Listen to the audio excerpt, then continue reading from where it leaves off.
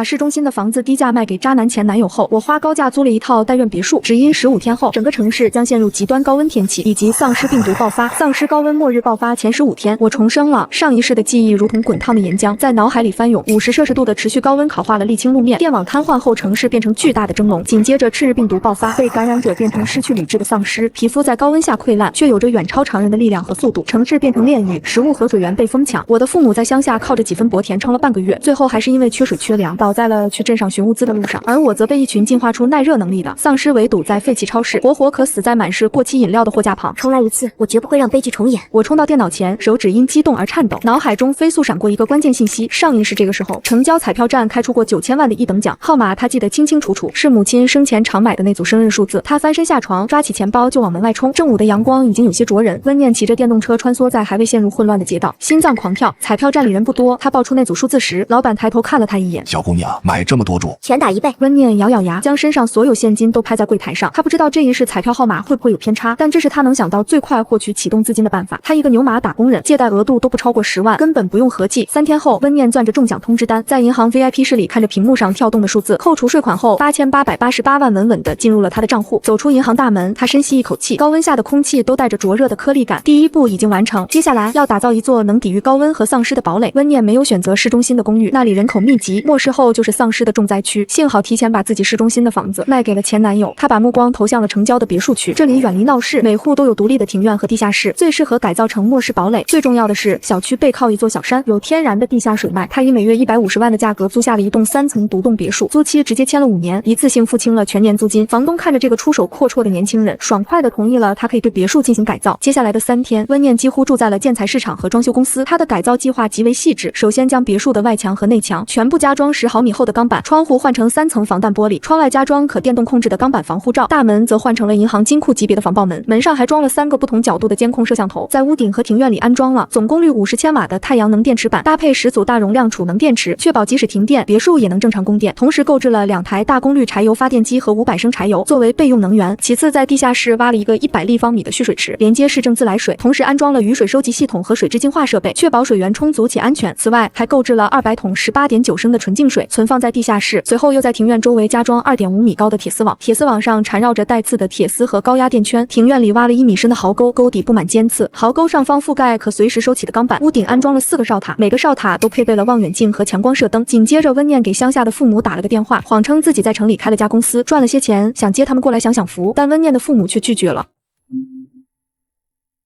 在温念的软磨硬泡下，父母最终还是同意了。温念开车回到乡下老家，到温念开着崭新的越野车，父母又惊又喜。温念没敢告诉他们末世的事，只是以公司需要人手为由，让他们帮忙打理公司的菜园。他早就计划好了，让父母在别墅的后院种上蔬菜。在末世里，新鲜的食物比黄金还珍贵。把父母接到别墅后，温念谎称别墅是公司的宿舍，让他们先住着适应。母亲看着宽敞明亮的房子，又看到后院那片肥沃的土地，立刻就来了精神，拉着父亲开始规划种什么蔬菜。温念看着父母忙碌的身影，心里一阵温暖，有他们在，这个末世堡垒才真正有了家的味道。距离末世爆发还有10天，囤货成了温念的首要任务。他列了一份详细的囤货清单，涵盖了食物、药品、日用品、武器等各个方面，然后开始了一场疯狂的采购。他找了一个大型供应商直接批发，大米5000斤，面粉3000斤，面条2000斤，压缩饼干1000箱，方便面500箱，自热米饭500箱，各种口味的挂面1000斤。这些主食被整齐地堆放在地下室的储藏间里，用塑料布防潮，用杀虫剂防虫。猪肉、牛肉、羊肉各500斤，全部切成块，装在保鲜袋里，冻进地下室的大型冰柜里。鸡肉、鸭肉各300斤，鸡蛋1000斤，用专门的蛋架存放，放在阴凉通风的地方。各种罐头2000罐，保质期长。腊肉、香肠、咸鱼等腌制食品500斤，易于保存。此外，还购置了1000斤土豆、红薯、洋葱等耐储存的蔬菜，放在地下室的窖藏室里。巧克力、糖果、饼干等零食各500斤，既能补充能量，又能调节口味。盐、糖、酱油、醋、食用油等调料各100斤，各种香料各10斤，确保做饭时能有足够的调料。除了之前购置的纯净水，还买了100箱可乐、雪碧等碳酸饮料。温念雇了几个工人把这些先送回了别墅，随后又去买各类药品，感冒药、退烧药、消炎药、止痛药、止泻药、抗过敏药等各100盒，创可贴、纱布、绷带、碘伏、酒精等外伤用品各500份。末世生活用品也不可缺少，牙膏、牙刷、毛巾、香皂、洗发水、沐浴露等各500份，卫生纸、湿巾各1000包，女性卫生用品500包，春夏秋冬4季的衣服各50套，其中大部分是耐磨损的户外服装和工装，运动鞋、靴子、拖鞋各50双，袜子、内衣各1000件。此外，还买了100床棉被、50床羽绒被、100个枕头和大量的床单被套，确保保暖。蜡烛、打火机、火柴各1000个，手电筒、头灯各50个，肥皂、洗衣粉、洗洁精各100斤，斧头、锯子各5把，用于维修和建造。温念知道在国内私人持有枪支是违法的，所以他退而求其次，购置了50把高压气枪以及10万发铅弹。此外，还买了10把射钉枪和5万发射钉。射钉枪在近距离内也有很强的杀伤力。又买了10把消防斧、20把砍刀、50把匕首。这些冷武器不需要弹药，适合在近距离对抗丧尸。同时，还买了棒球棍、钢管等武器，在别墅的各个角落放置。囤货的过程中，温念尽量避免一次性在同一家店购买大量物资，而是分多次在不同的店铺购买，并且每次都让商家送货到别墅附近的仓库，再由他自己偷偷运进别墅的地下室，以免引起别人的怀疑。短短5天，别墅的地下室就被堆得满满当当。这些物资，温念心中的安全感越来越足。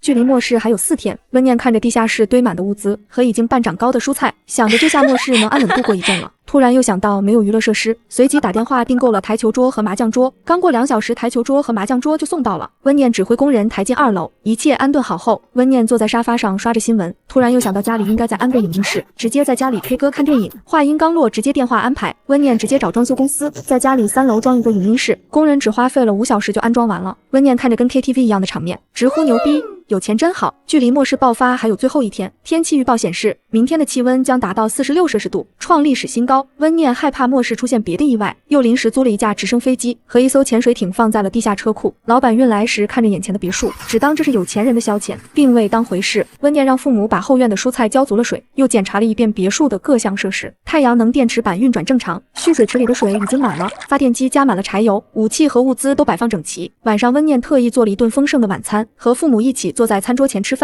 母亲还在念叨着明天要去附近的菜市场买点菜，父亲则计划着把后院的土地再翻一遍，种点萝卜。温念看着父母脸上的笑容，心里一阵酸楚。他多想告诉他们明天就要面临的灾难，但他知道现在说出来只会让他们恐慌，不如让他们在最后1天享受片刻的安宁。第2天清晨6点，太阳就已经像一个巨大的火球挂在天空中，气温迅速攀升。到了上午10点，室外温度已经突破了47摄氏度，空气仿佛都被烤得扭曲了。温念站在别墅的监控室里，看着外面的景象，路上的行人寥寥无几，每个人都步履匆匆，脸上带着焦躁和不安。路边的树木叶子开始发黄、卷曲，仿佛随时都会枯萎。远处的高楼大厦在高温下显得有些模糊。中午12点。灾难终于爆发了。温念手机突然收到了一条紧急预警信息：全球突发不明病毒感染，感染者出现暴力倾向，请市民尽量待在家中，不要外出。紧接着，电视里的节目被紧急中断，画面切换到了新闻直播间，主持人脸色苍白，语速急促地播报着各地的混乱情况。目前，多个城市出现了人员攻击他人的事件，请市民务必锁好门窗，不要与感染者接触。温念立刻走到客厅，对正在厨房做饭的父母说：爸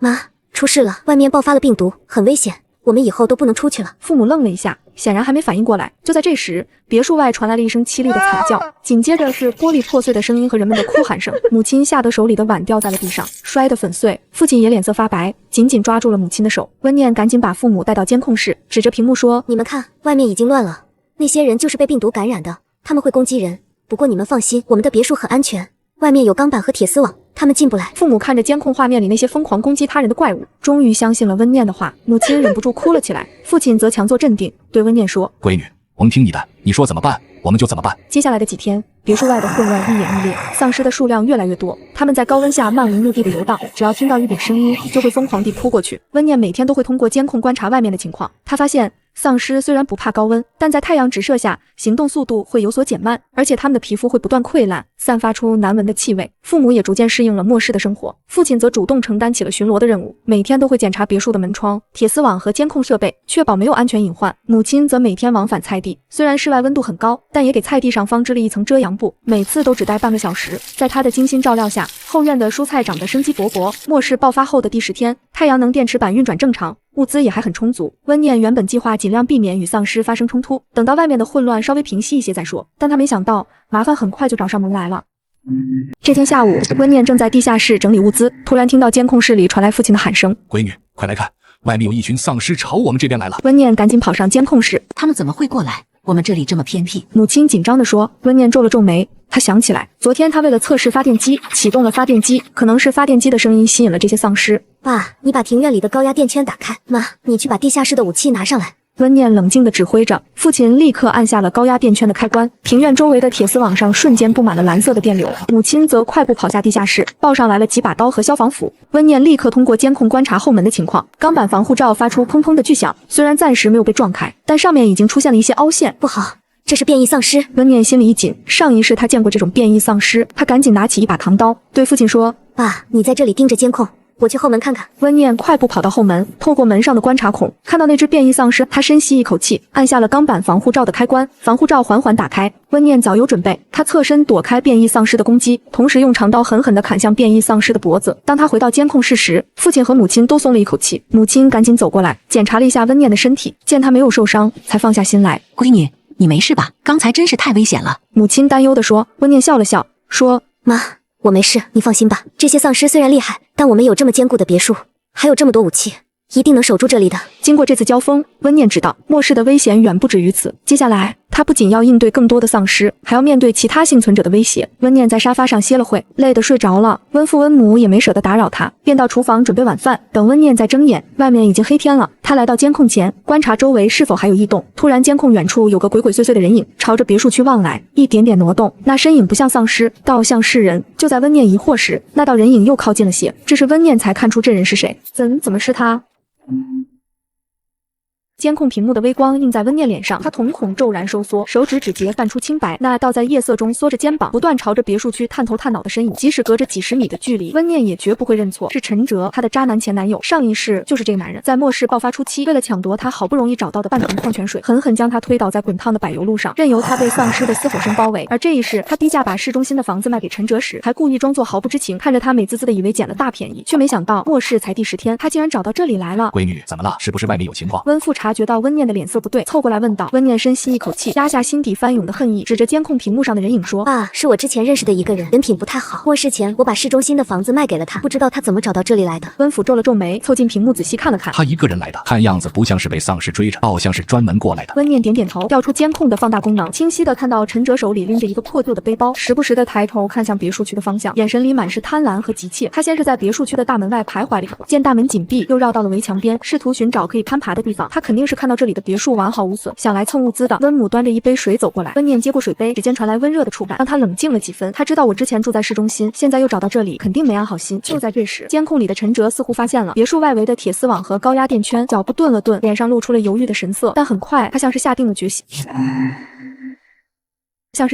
心，从背包里掏出了一把钳子，试图剪断围墙上的铁丝网。咔嚓咔嚓的声音虽然在监控里听不真切，但那不断晃动的铁丝网却让温念的心提到了嗓子眼。爸，把高压电圈的功率调到最大，再打开庭院里的强光射灯。温念当机立断，温父立刻按照温念的吩咐操作，瞬间别墅外围的铁丝网上迸发出刺眼的蓝色电流，庭院里的强光射灯也同时亮起，将围墙周围照得如同白昼。陈哲被突如其来的强光吓了一跳，手里的钳子哐当一声掉在地上，他下意识地后退了几步，眼神里满是惊恐，但他并没有就此离开，反而朝着别墅的方向大声喊道：“温念，我知道你在里面，我看到你了，快开门让我进去，外面全是丧尸，我快撑不下去了。”他的声音带着哭腔，听起来十分可怜，但温念却清楚地记得，上一世他也是这样，用眼泪和谎言骗取了别人的信任，然后在背后捅刀子。温念没有回应，而是通过监控的喊话功能，冷冷地说道：“陈哲，这里不欢迎你，你赶紧离开，否则我就启动高压电圈了。”陈哲听到温念的声音，脸上露出了惊喜的表情，他连忙朝着声音传来的方向跑去，对着监控摄像头大喊：“温念，我知道你还在怪我之前的事，但那都是误会。末世都来了，我们就不能放下过去，一起活下去吗？我知道你这里有很多物资，只要你让我进去，我什么都愿意做，我可以帮你巡逻，帮你搬东西，求求你了。”误会。温念冷笑一声：“末世前，你跟那个女的不是在一起了吗？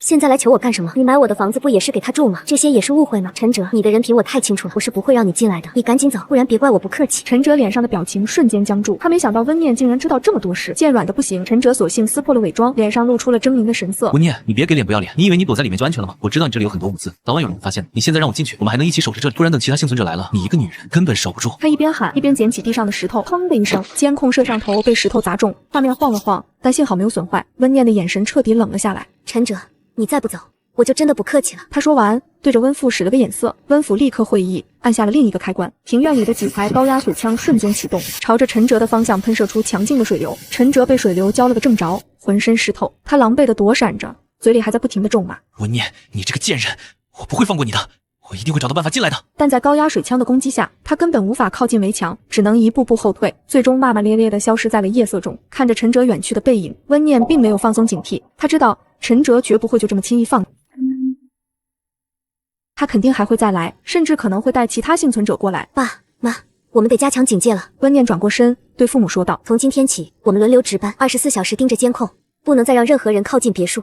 另外，我们还要检查一下别墅的防御设施，看看有没有什么漏洞，防止陈哲或者其他幸存者进来。”温父温母点点头，他们也知道，经过今天这件事，平静的日子可能就要结束了。温母走到温念身边，拍了拍他的肩膀：“闺女，别担心，有我们在呢，我们一定会守住这个家的。”温念看着父母坚定的眼神，心里涌起一股暖流。他知道，只要他们一家人齐心协力，就一定能在这个残酷的末世里好好的活下去。接下来的几天，温念一家加强了别墅的防御措施，不仅在围墙周围加装了更多的监控摄像头和感应灯，还在庭院里设置了更多的陷阱。温念也开始教父母使用武器，让他们在遇到危险时能够保护自己。傍晚的风带着一丝难得的凉意，从别墅2楼的落地窗缝隙钻进来，吹得窗帘轻轻晃动。温念把客厅里的麻将桌擦得锃亮，青绿色的桌面在暖黄色的灯光下泛着柔和的光，旁边堆着几袋拆开的坚果和水果，是他特意从物资里翻出来的新鲜柑橘。末世里能吃到这样的水果，已经算得上奢侈。爸妈，快来，今天咱们玩点不一样的，谁输了谁负责晚上洗碗。温念摆好麻将，朝着厨房方向喊了一声。正在收拾碗筷的温母探出头，笑着答应：“行啊，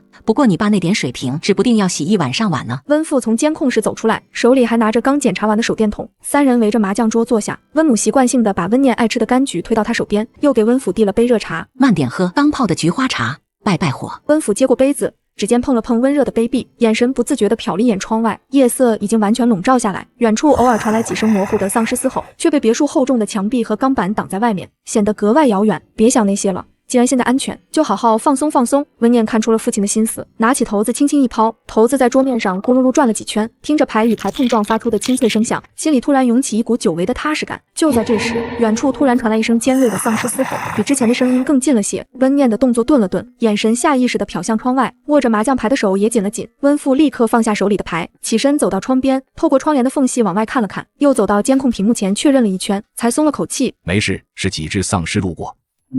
没事，是几只丧尸路过，没往这边来。听到这话，温念和温母都松了口气。窗外的夜色依旧深沉，丧尸的嘶吼声偶尔传来，但在这盏暖黄色的灯光下，在这张小小的麻将桌前，一家三口的笑声却盖过了所有的恐惧和不安。温念看着父母脸上的笑容，心里暗暗发誓，无论末世有多残酷，他都会守住这个家。而监控里再也没有出现陈哲的身影，但温念知道，这只是暴风雨前的宁静，更大的危险还在后面等着他们。末世爆发后的第15天，室外温度已经稳定在48摄氏度，面被晒得滚烫，连空气都带着灼人的热气。别墅内得益于太阳能供电和新风系统，温度始终维持在26摄氏度左右。后院的蔬菜在遮阳布的保护下，长势愈发喜人，青椒挂满了枝头，番茄也染上了鲜红的色泽，成了末世里难得的生机。温念一家已经形成了固定的生活节奏。每天清晨，温父会先去检查别墅的门窗、铁丝网和监控设备，确保没有异常。温母则会去后院打理蔬菜、浇水、施肥，忙得不亦乐乎。温念则会留在地下室整理物资、盘点库存，同时研究上一世记忆中关于丧尸进化的信息。他清楚，普通丧尸只是开始，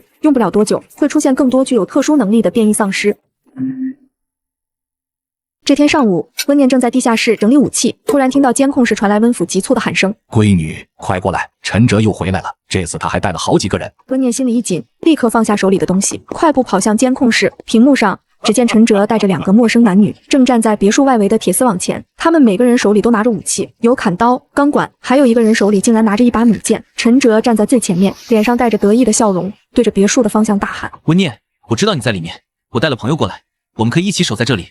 你要是识相，就赶紧开门，不然我们就强行闯进去了。”温念调出监控的放大功能，仔细观察着陈哲带来的几个人，其中一个身材高大的男人，脸上有一道长长的刀疤，眼神凶狠，手里紧紧攥着一把砍刀；一个穿着运动服的女人，手里拿着一个对讲机，时不时地朝着四周张望。这些人看起来不像是善茬，尤其是那个刀疤脸，一看就不好惹。温府皱着眉头说道。温母也凑过来看了一眼，脸色发白。他们手里还有弩箭，这可怎么办啊？我们的铁丝网能挡住吗？温念深吸一口气，冷静地分析道：“铁丝网加上高压电圈，应该能挡住他们一段时间。那个刀疤脸虽然看起来凶，但他们不一定知道我们的防御底细。陈哲肯定是把我们这里有物资的消息告诉了他们，想联合起来强行闯入。”就在这时，陈哲见别墅里没有回应，对着身边的刀疤脸使了个眼色。刀疤脸立刻上前一步，举起手里的砍刀，朝着铁丝网砍了过去。哐当一声巨响，砍刀砍在铁丝网上，迸发出刺眼的火花，但铁丝网只是微微晃动了一下。刀疤脸愣了一下，又连续砍了好几下。妈的，这破网还挺结实。刀疤脸骂了一句，退到一边，对着陈哲说道：“你不是说这里很好闯吗？这破网怎么这么硬？陈哲脸上闪过一丝尴尬，连忙说道。可能是我之前没看清楚，不过没关系，我们有弩箭，可以射穿他们的窗户，逼他们开门。说完，他指了指身边那个拿着弩箭的女人，女人点点头，举起弩箭，瞄准了别墅2楼的一扇窗户。但是玻璃是防弹玻璃，小弩箭根本射不穿。刀疤脸见弩箭也没用，脸色变得更加阴沉。既然硬闯不行，我们就守在这里，我就不信他们能一直待在里面不出来。到了下午2点，室外温度达到了顶峰，阳光毒辣的让人睁不开眼睛。监控里，陈哲带来的那2个人已经开始出现中暑的症状，靠在墙边大口大口的喘着气。就在这时，温念突然注意到监控画面的远处出现了一片黑压压的身影。10几只丧尸正朝着别墅的方向缓慢移动，它们身上沾满血污，拖拽着溃烂的肢体，嘴里发出呵呵的嘶吼声。显然，陈哲一行人刚才的吵闹声吸引了这群丧尸。爸妈，快看，有丧尸过来了！温念指着监控屏幕喊道。温父温母凑过来一看，都紧张地屏住了呼吸。而别墅外的陈哲一行人也很快察觉到了异常。那个穿运动服的女人最先听到丧尸的嘶吼声，她猛地抬起头，朝着声音传来的方向望去。当看到那片越来越近的黑影时，吓得尖叫起来。丧尸，好多丧尸！所有人都慌了神，刀疤男人更是吓得腿都软了。他朝着丧尸的方向看了一眼，又看了看紧闭的别墅大门，再也没有了刚才的凶狠，对着身边的人喊道：“快跑！再不跑就来不及了。”陈哲也彻底慌了，他原本以为能靠着人多势众逼温念开门，却没想到会引来丧尸。他甚至没敢再看别墅一眼，转身就朝着反方向跑。几个人跌跌撞撞的朝着远处逃窜，哪里还有刚才守着别墅的嚣张模样？刀疤脸跑在最后，还不忘回头看了一眼越来越近的丧尸，脚下的速度更快了，很快就消失在了监控画面里。丧尸却纷纷朝着别墅的方向扑来。但他们刚一碰到铁丝网，就被高压电击中，发出滋啦的声响和凄厉的嘶吼，一个个倒在地上抽搐着，很快就没了动静。没过多久，别墅外围就堆起了一层丧尸的尸体。温念一家才松了一口气。温母擦了擦额头上的汗水，说道：“幸好有这些防御设施，不然今天还真危险了。”夕阳西下，高温渐渐退去。别墅外恢复了平静，只剩下地上那一层令人作呕的丧尸尸体。温念站在监控室里，看着屏幕上堆积在铁丝网外的丧尸尸体，眉头紧紧皱起。这些尸体如果不及时处理，一旦在高温下腐烂，很可能会滋生细菌，甚至吸引更多的丧尸或变异生物。爸，明天一早我们得想办法把这些尸体清理掉。温念转头对温父说道：“我们可以凌晨3、4点的时候出去，那时候温度稍微低一点，处理起来也安全些。”温父点点头，眼神里带着一丝担忧。外面的尸体不少，我们只有3个人，处理起来恐怕要花不少时间，而且万一清理的时候遇到其他丧尸怎么办？温念早就考虑到了这一点，他从抽屉里拿出一张别墅周边的地图，指着上面的一处空地说：“我之前在地图上看到过，别墅后面有一片废弃的洼地，我们可以把尸体运到那里烧掉，这样既能彻底处理尸体，又能避免留下痕迹。至于安全问题，我们可以带上高压气枪和长刀，我和爸出去清理，妈留在别墅里盯着监控，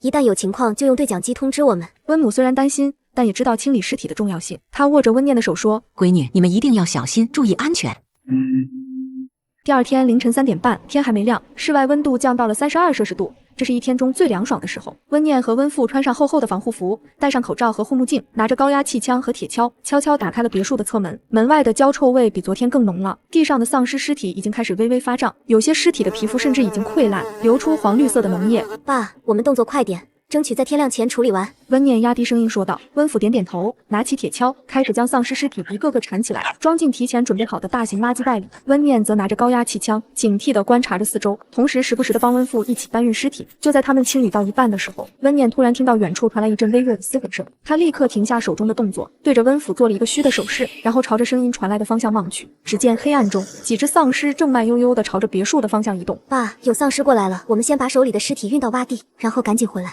温念说道。温父也听到了丧尸的嘶吼声，他加快速度，将最后几只尸体装进垃圾袋，然后和温念一起扛着垃圾袋朝着洼地的方向跑去。好在那几只丧尸的速度不快，温念和温父很快就跑到了洼地。他们将垃圾袋扔进洼地，然后拿出打火机，点燃了提前准备好的汽油，火焰瞬间窜了起来，照亮了周围的黑暗。丧尸的尸体在火焰中发出滋滋的声响，散发出更加刺鼻的气味。快走！温念拉着温父，转身朝着别墅的方向跑去。当他们回到别墅，关上侧门的时候，那几只丧尸才刚刚走到别墅的铁丝网前，被高压电圈击中，倒在了地上。温父靠在门上，大口大口地吐着气，额头上的汗水浸湿了防护服。温念也松了一口气，说道：“幸好我们动作快，不然就被丧尸堵在外面了。”回到别墅后，温母赶紧给他们递上温水和毛巾。温念和温父洗漱完，才感觉舒服了一些。温念走到监控屏幕前，指着别墅侧门的方向说：“侧门那里的铁丝网虽然也有高压电，但旁边有一棵大树，树枝已经快碰到铁丝网了。如果有丧尸或者其他人顺着树枝爬过来，很可能会避开高压电圈，闯入别墅。我们得把那棵树的树枝砍掉，再在侧门周围加装一些陷阱。温父和温母凑过来看了看，都认同地点点头。你说的对，我们不能放过任何一个漏洞。温父说道。今天白天我们就把树枝砍掉，再在侧门周围挖几个陷阱，放上尖刺，这样就更安全了。温念站在2楼露台，指尖掠过栏杆上微凉的金属触感。闺女，快来吃饭。温母的声音从厨房传来。温念转身下楼，客厅里的空调正稳定地输出着26摄氏度的凉风，餐桌上摆着番茄鸡蛋、凉拌黄瓜、辣椒炒肉，都是后院菜园里刚收获的新鲜食材。温府正坐在桌边，拿着笔记本核对太阳能电池板的发电量。爸，今天电池板的效率怎么样？温念坐下，拿起筷子，咬了一口脆嫩的黄瓜。温父指着笔记本上的数据说：清理完面板上的灰尘，效率又高了点，蓄水池的水也满着。净化后的水质比瓶装水还好，你妈说以后洗菜都用这个水，省得浪费纯净水。温母端着一碟刚蒸好的玉米走过来，笑着补充：后院的白菜再有半个月就能收了，我还种了点香菜，撒在地里，长得可快了。以后咱们不用总吃罐头，天天都能有新鲜菜吃。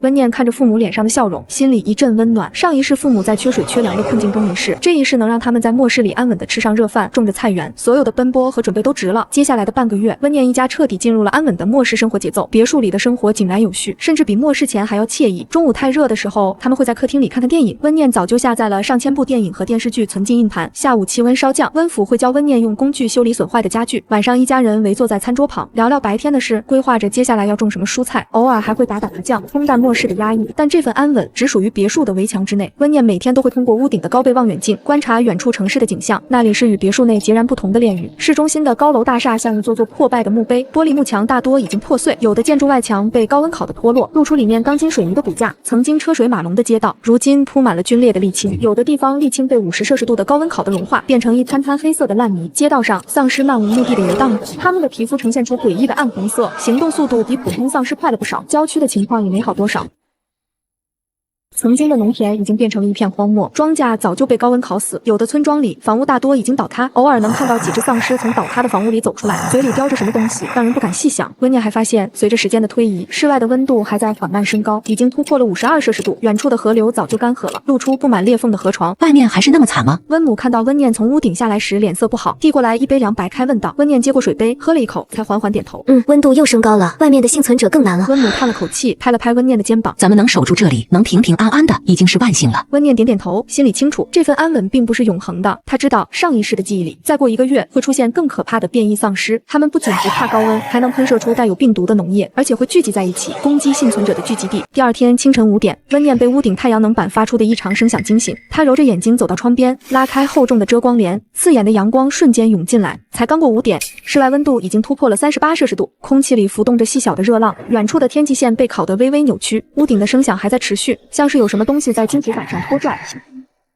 温念立刻抓起对讲机，爸，屋顶太阳能板那边有动静，你能去看看吗？没过2分钟，温府的声音从对讲机里传来，带着一丝警惕。我刚到楼梯口，听见声音像是从东边那组电池板传来的，你在监控里看看能不能拍到。温念快步冲进监控室，调出屋顶的专用摄像头，屏幕里很快出现了画面。东边那组太阳能板的支架上挂着一只半腐烂的丧尸，不知怎么爬上了3米高的屋顶，正用残缺的手掌疯狂抓挠电池板的玻璃面，发出滋啦吱啦的刺耳声响。更让人心惊的是，这只丧尸的皮肤呈现出暗沉的紫黑色，嘴角不断滴落着粘稠的黄绿色液体，落在金属支架上，竟然发出了滋滋的腐蚀声，是腐蚀型变异丧尸。温念的心猛地一沉，上一世他曾在幸存者基地见过这种丧尸，他们体内分泌的脓液有强烈的腐蚀性，能轻易融化普通的金属和塑料，而且攻击性比普通丧尸强上数倍。他立刻对着对讲机喊道：爸，别靠近，那是变异丧尸，它的脓液会腐蚀东西，你先下来，我们从长计议。温父很快回到监控室，看着屏幕里那只还在疯狂抓挠电池板的丧尸，脸色凝重。这东西怎么会爬上来？情况越来越糟了。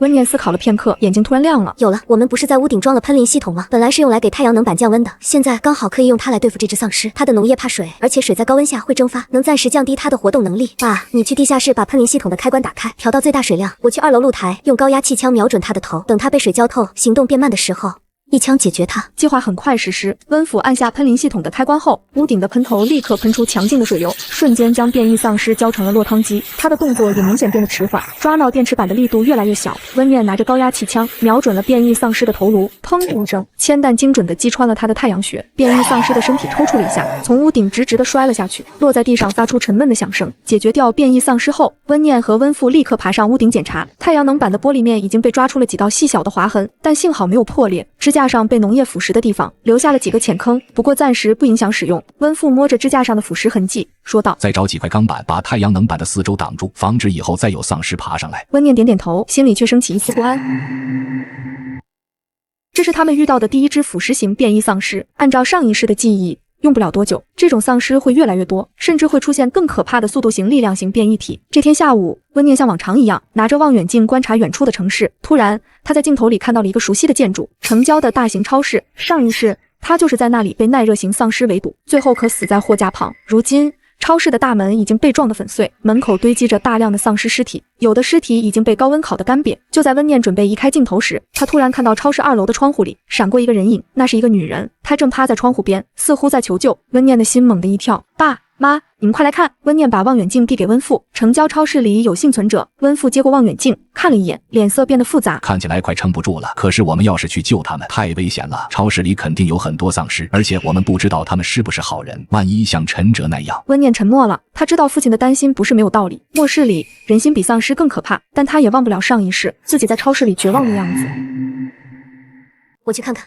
温念突然说道：“我开车去，把车停在超市门口，用喇叭吸引丧尸的注意。我速度快，不会有危险的。而且我们的车里准备了足够的武器和水，就算遇到丧尸也能应付。”温父想反对，却被温念坚定的眼神打断。爸，我知道你担心我，但我不能看着他死在那里。温念看见他，就像看到了当初的自己。如果当初也有个人救他就好了。温母擦了擦眼角，转身去给温念准备物资。我给你装几瓶水和压缩饼干，你再带上一把气枪，万一遇到丧尸也好防身。温府看着女儿的背影，最终叹了口气，走到地下室，把越野车的油箱加满，又检查了车里的高压气枪。路上一定要小心，每隔10分钟给我们发一次对讲机信号。如果遇到危险，别管它，自己先回来。傍晚6点，气温稍微降到了45摄氏度。温念驾驶着越野车，缓缓驶出了别墅的大门。车窗外，夕阳把大地染成了暗红色，远处的丧尸还在漫无目的的游荡。越野车的引擎声吸引了几只丧尸的注意，他们朝着车的方向扑来，却被车轮远远地甩在后面。温念紧紧握着方向盘，眼神坚定地看着前方。他不知道这次救人会不会带来危险。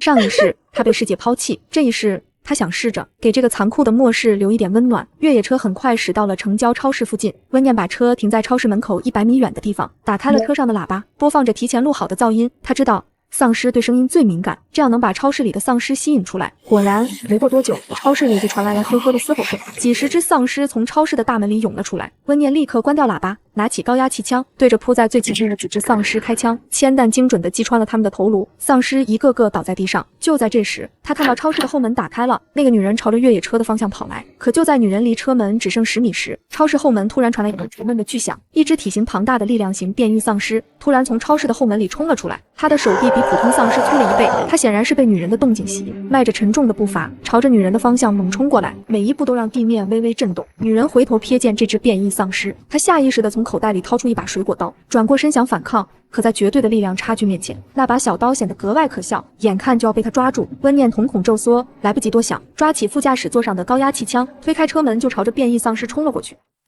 他记得上一世见过这种力量型变异丧尸，他们的骨骼密度是普通丧尸的3倍，唯一的弱点就是头颅后方的枕骨，那里是病毒聚集最少的地方，也是最容易击穿的部位。温念借着冲刺的惯性冲到丧尸背后，双手紧握高压气枪，瞄准变异丧尸的背颈位置。高压气枪的威力却也让他的动作顿了一下，变异丧尸吃痛，发出一声震耳欲聋的嘶吼，放弃了面前的女人，转过身朝着温念扑来。快上车，启动车子！温念对着女人大喊，女人也反应过来，连滚带爬地钻进驾驶室。变异丧尸见温念躲开，再次挥起带着骨刺的手臂，朝着他的胸口抓来。温念看准时机，弯腰躲过。快上车，后面还有丧尸过来了！驾驶室里的女人突然大喊。温念回头一看，只见超市里又涌出来10几只普通丧尸，正朝着他们的方向跑来。他立刻钻进副驾驶座，关上车门。女人已经启动了车子，猛踩油门，越野车嗡的一声，把后面的丧尸远远甩在了身后。温念靠在座椅上，看着身边的女人，问道：“你叫什么名字？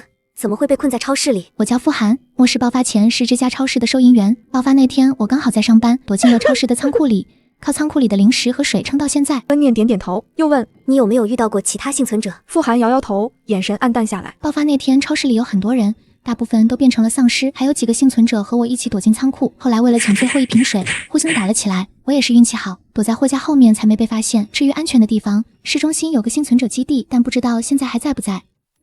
越野车停在别墅的门口，这是我家的别墅，很安全，有足够的水和食物。温念看着傅寒，认真的说：“但我有个条件，你不能随便碰别墅里的东西，也不能把别墅的位置告诉任何人。”傅寒听到温念的话，眼睛瞬间亮了起来，连忙点头：“我答应你，我什么都不会碰，也不会告诉任何人，只要能有个安全的地方住，我愿意帮你们做任何事。”温念看着傅寒真诚的眼神，心里稍微放下了一点戒心。他知道末世里人心难测，但傅寒刚才在面对变异丧尸时，虽然害怕，却没有丢下他独自逃跑。而且别墅里确实需要一个帮手，父母年纪大了，很多事情他一个人忙不过来。傅寒的到来或许能帮上不少忙。这天清晨，傅寒跟着温母一起到后院打理蔬菜，在超市躲了半个月，他已经快忘了新鲜植物的触感。这黄瓜再有2天就能摘了，到时候给你做凉拌黄瓜。温母一边给菜苗浇水，一边笑着说。傅寒点点头，笨拙的学着温母的样子风土。傅寒话不多，但做事踏实。温念，你快来看，外面有车过来了。温府突然在监控室喊了一声，温念立刻跑过去，屏幕里显示着一辆改装过的皮卡车正朝着别墅方向驶来，车身上喷着模糊的救援字样，车窗里看出几个穿着橙色马甲的人。里面的人听着，我们是城郊幸存者救援队的，正在搜寻幸存者，分发物资，请打开大门配合检查。扩音喇叭里的声音带着电流杂音，在高温空气里传得很远。温父皱着眉，这时候怎么会有救援队？我们之前在监控里从来没见过他们的身影。傅寒听到动静也走了过来，他刚靠近监控屏幕，原本放松的身体突然僵住。怎么了？温念注意到他的异样，轻声问道。傅寒没有说话，只是死死盯着屏幕。是他们。傅寒的声音带着颤抖。他们根本不是救援队，是抢物资的暴徒。我在超市躲着的时候见过他们。温念和温父对视一眼，连忙追问：“你确定吗？”傅寒深吸一口气，眼神里的恐惧慢慢变成愤怒。我确定，那个手腕有 X 刀疤的男人是他们的头头，叫虎哥。半个月前，他们闯进我躲着的超市仓库，抢光了我最后一点压缩饼干，还把和我一起躲着的2个幸存者推出去喂了丧尸。不能让他们进来。温父立刻走到防御控制台前，把高压电圈的功率调到最大。别墅外驾驶座上的人推开车门走下来，正是傅寒说的虎哥，对着别墅大门喊道：“里面的人怎么回事？我们是来救援的，你们开着高压电是什么意思？”傅寒走到监控的喊话器前，声音带着压抑的怒火：“虎哥，别装了，你以为换身衣服喷个漆我就认不出你了？半个月前超市仓库的事你忘了？”虎哥脸上的笑容瞬间僵住，他眯起眼睛盯着别墅的方向，语气变得阴狠：“原来是你这个小丫头片子，既然你认出来了，那我也不装了，识相的就赶紧开门，把里面的物资分我们一半，不然我们就强行闯进去，到时候你们一个都别想活。”他身后的2人也纷纷推开车门，手里拿着砍刀和钢管。妈的，给我砸！虎哥恼羞成怒，温念和傅寒躲在2楼的射击口里，拿着高压气枪瞄准了那些试图破坏铁丝网的暴徒，瞄准他们的手臂和腿，别杀他们，免得引来更多丧尸。温念低声对傅寒说。傅寒点点头，深吸一口气，扣动扳机，铅弹精准地击中了一个暴徒的手腕，他手里的钢管哐当掉在地上，疼得惨叫起来。就在这时，远处传来一阵模糊的丧尸嘶吼声。虎哥脸色一变，对着手下喊道：“撤，先撤！”暴徒们如蒙大赦，纷纷爬上皮卡车，狼狈地朝着反方向逃窜。傅寒靠在墙上，额头上满是冷汗，他的手一直在抖，那是对虎哥的恐惧，也是第一次亲手反击的紧张。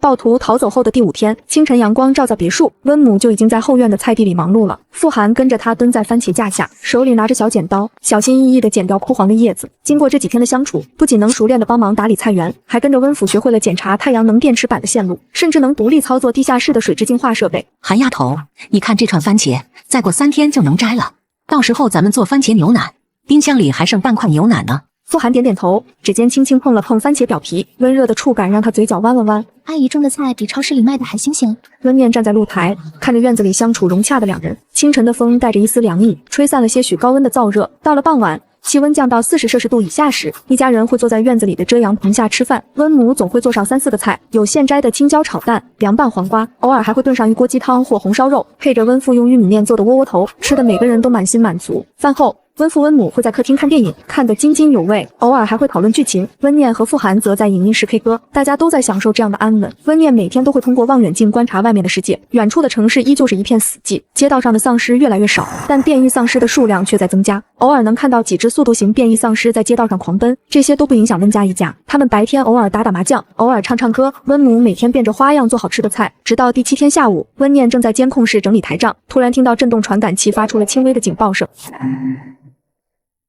他立刻调出监控画面，只见别墅外50米处的小路上，一个踉跄的身影正朝着别墅的方向挪动。那身影穿着破烂不堪的衬衫，裤子破了好几个洞，但那熟悉的身形让温念瞬间认出了他，是陈哲。他比末世前瘦了1圈，脸颊凹陷。傅寒刚好走进监控室，看到怔住温念，皱起了眉头问：“这是谁？”前男友，之前带暴徒来抢过别墅，被丧尸吓跑了，不知道这次怎么变成了这副样子。陈哲慢慢挪到别墅的铁丝网前，声音沙哑地喊道：“温念，求你开门让我进去，我快饿死了，外面全是变异丧尸，我走不动了。”温父温母也听到了声音，走到监控室。温母看着屏幕里狼狈的陈哲，眼神里闪过一丝不忍。他这模样是不是太可怜了？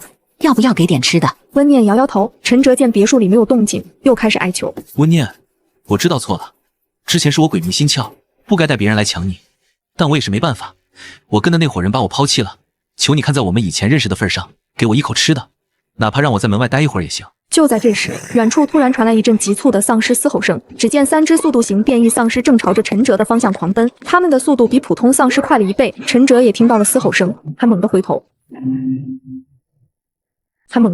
看到狂奔而来的变异丧尸，吓得魂飞魄散，转身就想跑，却因为体力不支，踉跄着摔倒在地上。陈哲趴在地上，朝着别墅的方向伸出手，眼里满是恐惧，但别墅的大门依旧紧闭，高压电圈泛着蓝色的光。变异丧尸很快追上了陈哲，最前面的一只猛地扑上去，一口咬住了他的肩膀。陈哲发出凄厉的惨叫，挣扎着想要推开丧尸，他的惨叫声越来越弱，身体在地上不断抽搐。温念看着监控里的画面，没有说话，只是默默按下了关闭监控的按钮。温母别过脸，不忍再看。温府叹了口气，拍了拍温念的肩膀。傍晚的风又吹了起来，带着一丝血腥味。温母去厨房准备晚饭，别墅里很快又恢复了之前的平静，没有人再提起陈哲，就像他从未出现过一样。温念走到露台，看着远处渐渐落下的夕阳，他知道在这个末世里，死亡是常态，每一个人的结局都是自己选的，而他能做的就是守好这座别墅。别墅周围的空气里，除了高温烤焦的尘土味，又多了一丝若有若无的腐臭，那是变异丧尸聚集的信号。温念站在屋顶哨塔上，握着高倍望远镜的手指微微发紧。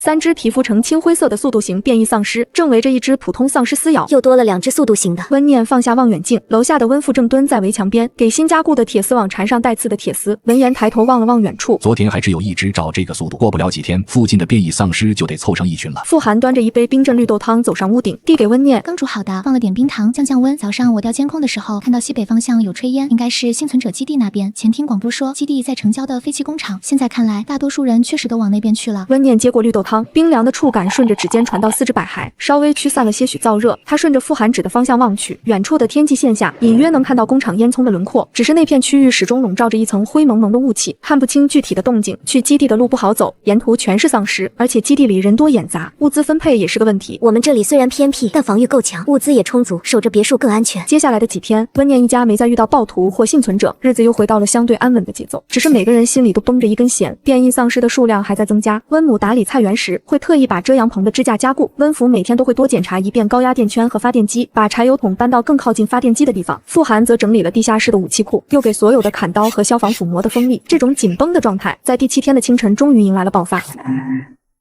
天凌晨4点，天还没亮，室外温度刚降到35摄氏度。温念正趴在监控室的桌上打盹，突然被一阵刺耳的警报声惊醒。那是他之前安装的震动传感器发出的警报，只有当大量重物靠近围墙时才会触发。他猛地抬头，监控屏幕里西侧围墙外的画面让他瞬间清醒。至少50只丧尸正朝着别墅的方向移动，其中1半以上是变异丧尸，有体型庞大、手臂粗如水桶的力量型，有皮肤紫黑、嘴角滴着腐蚀液的腐蚀型，还有速度极快，在尸群里穿梭的速度型。他们整齐地朝着别墅推进，脚下的土地被踩得咚咚作响，连监控屏幕都能捕捉到轻微的震动。爸妈，傅寒，快起来，尸潮来了！温念抓起对讲机，声音因为急切而有些沙哑。不到2分钟，温父、温母和傅寒就冲进了监控室，看着屏幕里密密麻麻的丧尸，温母的脸色瞬间白了。温父则立刻冲到防御控制台前，双手飞快地操作。我去拿武器。傅寒转身跑出监控室，很快抱来4把高压气枪和几袋铅弹。温母虽然害怕，但还是强作镇定，把提前准备好的急救包放在桌上。别墅西侧的强光射灯瞬间亮起，刺眼的光芒照亮了尸潮的全貌。最前面的几只力量型变异丧尸被灯光吸引，发出愤怒的嘶吼，加快速度朝着围墙冲来。砰！第1只力量型丧尸撞在了围墙上，铁丝网发出嘎吱嘎吱的呻吟，上面的高压电瞬间贯穿他的身体，蓝色的电流在他身上炸开，他却像是感觉不到疼痛，依旧疯狂地撞击着围墙。不行，力量型丧尸不怕高压电。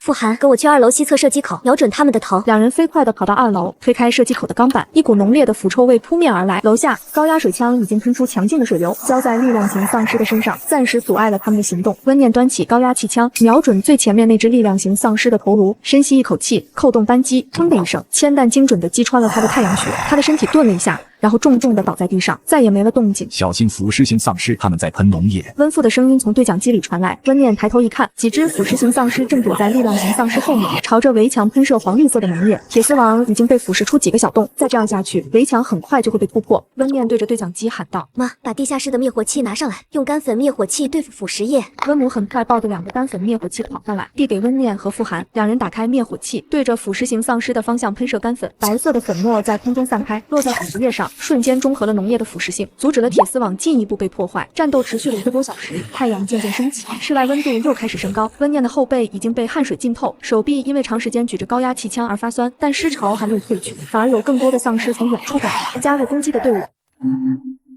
这样下去不是办法，我们的铅弹快用完了。傅寒换弹夹时，发现最后一袋铅弹也空了，声音里带着一丝焦急。温念环顾四周，目光落在了屋顶的太阳能板上，他突然想到了一个办法。爸，把屋顶喷淋系统的水换成柴油，再把点火器准备好。温念对着对讲机喊道。温府愣了一下，但很快反应过来，立刻去地下室准备。傅寒疑惑地看着温念，你想干什么？用柴油烧，丧尸怕火，而且高温下柴油更容易燃烧，能一次性解决掉大部分丧尸。很快，温府的声音传来，都准备好了。温念深吸一口气，对着对讲机喊道：打开屋顶喷淋系统，喷射柴油，3分钟后点火。屋顶的喷淋系统立刻喷出黑色的柴油，落在西侧的尸群里，很快就把大部分丧尸的身体浇透。3分钟后，温念对着对讲机喊道：点火！砰！一声巨响，温府按下了点火器，火焰瞬间窜起，沿着柴油的轨迹蔓延，整个西侧围墙外变成一片火海。丧尸的惨叫声和皮肉燃烧的滋滋声混合在一起，浓烈的焦臭味让人作呕。火海里，无论是普通丧尸还是变异丧尸，都在疯狂地挣扎，却很快被火焰吞噬，变成一团团燃烧的火球。半个小时后，火焰渐渐熄灭，围墙外只剩下一片烧焦的尸体。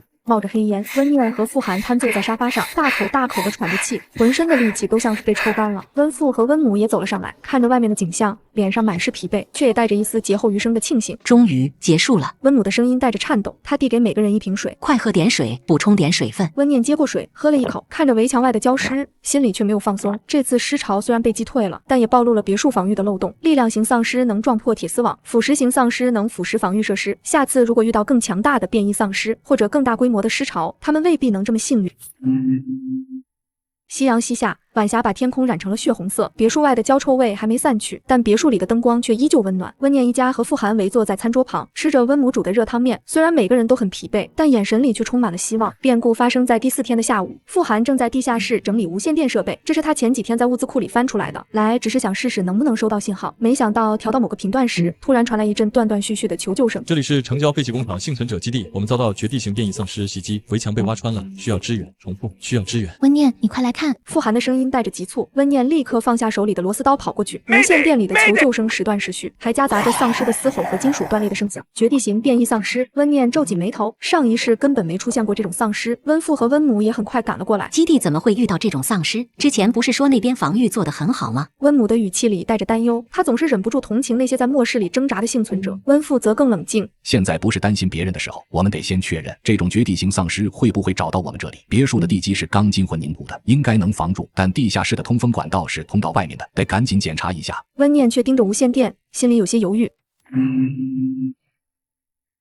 上一世他曾在这个基地待过半个月，虽然最后因为物资分配不均离开了，但基地里有个老医生，当时正在研究对抗病毒的疫苗。如果基地被攻破，疫苗的研究数据很可能会毁于一旦。我得去看看。他突然开口，至少要弄清楚绝地型丧尸的弱点是什么，不然下次他们挖到我们这里，我们连怎么应对都不知道。不行，太危险了。温父立刻反对，从这里到基地有10公里，沿途全是丧尸，而且我们不知道基地现在的情况，万一进去就被围了怎么办？傅寒也低下头，手指攥紧了衣角。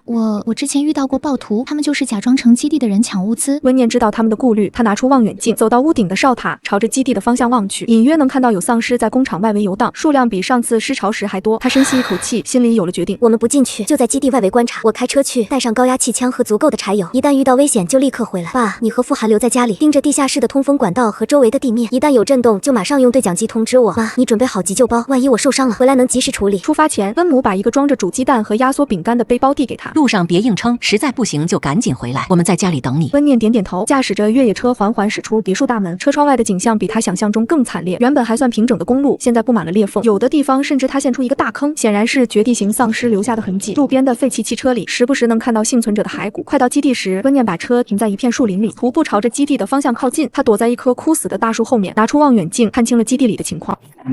工厂的围墙已经被挖穿了好几个大洞，几只体型粗壮、浑身覆盖着泥土的绝地型丧尸正从洞里钻出来，他们的前爪像铁锹一样锋利，几下就能把混凝土墙挖掉一块。基地里的幸存者拿着砍刀和钢管抵抗，但根本不是绝地型丧尸的对手，很快就被扑倒在地。就在这时，一个熟悉的身影从基地的办公楼里跑出来，是那个老医生，正跟着2个穿着黑色工装的男人往前走，他手里抱着一个黑色的笔记本。温念下意识地跟过去，却突然听到身边的地面传来簌簌的震动，一只绝地型丧尸正从前方的泥土里钻出来，他立刻屏住呼吸，握紧手里的高压气枪，眼睛死死盯着丧尸的头部。他的头部覆盖着厚厚的硬壳，普通攻击根本打不穿，但眼睛部位那是一块没有硬壳保护的浅色区域。就在这时，绝地形丧尸突然朝着温念的方向转头，似乎察觉到了他的气息。温念立刻扣动扳机，先弹精准地射向那只丧尸的眼睛。丧尸发出一声凄厉的嘶吼，重重地倒在地上，四肢抽搐了几下就没了动静。周围的丧尸被嘶吼声吸引，开始朝着段数的方向移动。温念知道不能再停留，他最后看了一眼老医生离开的方向，将望远镜塞回背包，转身朝着越野车的方向快速跑去。回到别墅时，天色已经擦黑，温父和傅寒早就守在门口，看到他安全回来，都松了一口气。怎么样？看到绝地形丧尸了吗？老医生还好吗？温母迎上来，递过一杯凉白开，温念接过水杯，喝了一口才缓缓开口。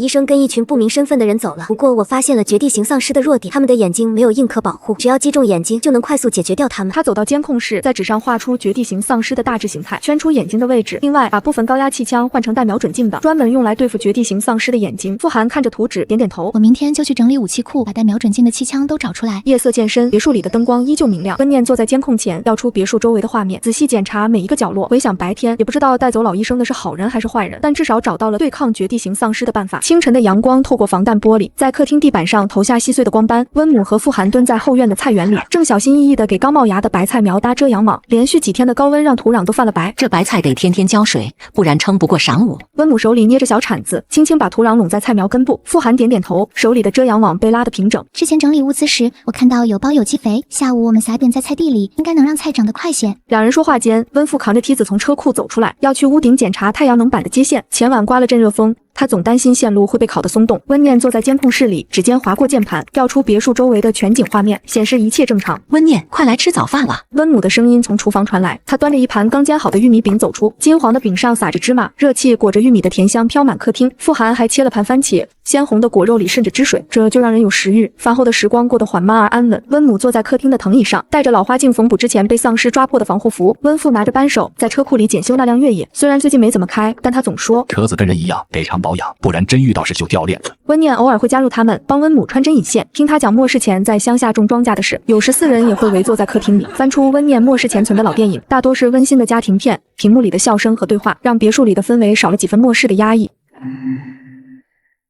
闲着也是闲着，要不要来场台球 PK？ 温念突然提议，指了指2楼的台球室。末世前他偶尔会跟朋友去台球厅，算不上高手，但也能打几杆。傅寒愣了一下，随即点头。我大学时跟室友玩过几次，技术一般，你可别让着我。两人抱着球杆上了2楼，台球室的窗户拉着浅灰色的窗帘，挡住了外面的烈日。温念俯身擦了擦白球，笑着说：规矩简单，谁先清完自己的球谁赢，输的人负责今晚洗碗。傅寒拿起球杆，对着空气比划了2下，眼神认真。那我可不会手下留情。开球后，温念一杆下去，红球落袋，引得傅寒轻轻哇了一声。台球碰撞的声音在房间里回荡，连窗外的热浪似乎都变得温柔起来。歇会儿吧，喝点水果茶。温母端着一个托盘走进来，上面放着2个玻璃杯，泡着冰镇的柠檬百香果茶，还摆了一盘切好的西瓜。两人放下球杆，接过杯子。温母笑着坐在一旁，看着桌上散落的台球，眼里满是欣慰。末世里能有这样轻松的时刻，比什么都珍贵。傍晚时分，气温终于降到了40摄氏度以下。温念搬了把椅子坐在露台，手里拿着笔记本，记录着这几天观察到的外部情况。7月28日，西侧发现3只普通丧尸，已被高压电清除。7月29日，基地方向无异常动静，无线电未收到新信号。7月30日，东南方向出现一只速度型变异丧尸，未靠近别墅。今天的无线电还是没信号，不知道老医生现在怎么样了？傅寒握紧手里的玻璃杯，低头叹气地说道。两人坐在露台上，看着夕阳慢慢沉入远处的树林。温母在厨房里准备晚饭，传来切菜的咚咚声。晚饭吃的是冬瓜排骨汤和玉米饼。4人围坐在餐桌旁聊着天。温母还说起等白菜长大了要做白菜猪肉馅的饺子。饭后，温念和傅寒收拾碗筷，温府则坐在沙发上，打开了那台老式收音机，试图调到更多的频段。突然，温府放在茶几上的茶杯轻轻晃了一下，杯里的水溅出几滴在桌面上。奇怪，怎么会晃？他皱了皱眉，伸手摸了摸地板，没感觉到异常。温念也注意到了，他放下手里的碗，走到客厅中央，仔细感受着地面的动静，很轻微，像是有什么东西在地下移动，带着不易察觉的震动。不好，是绝地形丧尸。温念的声音带着急促地说道。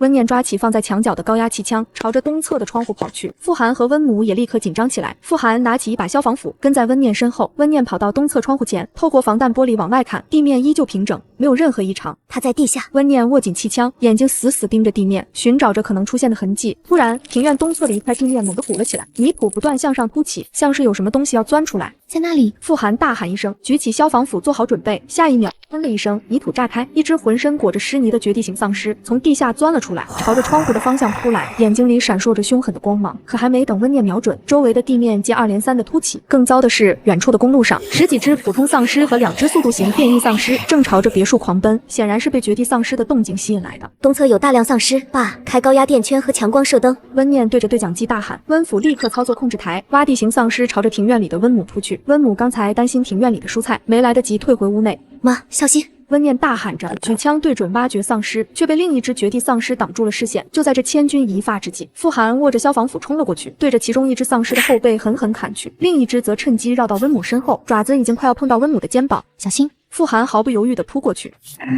小心！傅寒毫不犹豫地扑过去，推开温母，自己却被丧尸的爪子抓伤了右臂。傅寒！温念终于解决掉挡路的绝地丧尸，温府也冲了出来，拿着钢管打翻了另一只丧尸。3人赶紧扶着受伤的傅寒退回别墅。庭院外的丧尸还在疯狂冲击铁丝网，腐蚀型丧尸的浓液喷在铁丝网上，发出嘶嘶的腐蚀声，眼看就要被突破。爸，开高压水枪！温念一边喊一边拿出急救包给傅寒处理伤口。傅寒的伤口很深，温念用碘伏消毒，撒上止血粉，再用纱布紧紧包扎，可伤口还是在渗血。没事的，我以前也受过伤，很快就会好的。傅寒虚弱地笑了笑，想安慰温念，却因为疼痛皱起了眉头。接下来的几天，温念和温母轮流照顾傅寒，他们找来了最好的消炎药和止痛药，每天给傅寒换药。可傅寒的伤口还是开始感染，他发起了高烧，意识也变得模糊。第5天清晨，傅寒的呼吸变得微弱，他握着温念的手，轻声说：“温念，帮我看看后院的白菜，应该快长好了。”话没说完，他的手就垂了下去。温母忍不住哭了起来，温府红着眼眶，沉默地站在一旁。温念强忍着泪水，和温父一起把傅寒埋在后院的菜园旁，那里种着傅寒亲手照料的白菜苗，现在已经长出了嫩绿的叶子。温念看着远处依旧灼热的太阳，心里充满了悲痛和愤怒。末世的残酷再次给了他沉重一击。从那天起，温念每天清晨都会去后院的菜园，他会带着一杯傅寒喜欢喝的酸梅汤，坐在埋葬傅寒的那片土地旁，絮絮叨叨地说上好久。有时说白菜的长势，傅寒，你看你种的白菜都包心了，昨天我妈摘了几颗做了汤，味道特别鲜，要是你在，肯定能喝2大碗。有时会提起之前的时光，还记得我们一起打台球吗？后来我又练了好几次，现在肯定能赢你了，可惜你看不到了。温母有时会跟着过来，默默帮着浇水。温念早就把傅寒当成了家人，不是临时拼凑的同伴，他要带着傅寒的希望一起守住这末世里的家，等着有一天能看到傅寒期待的不再有丧尸的阳光。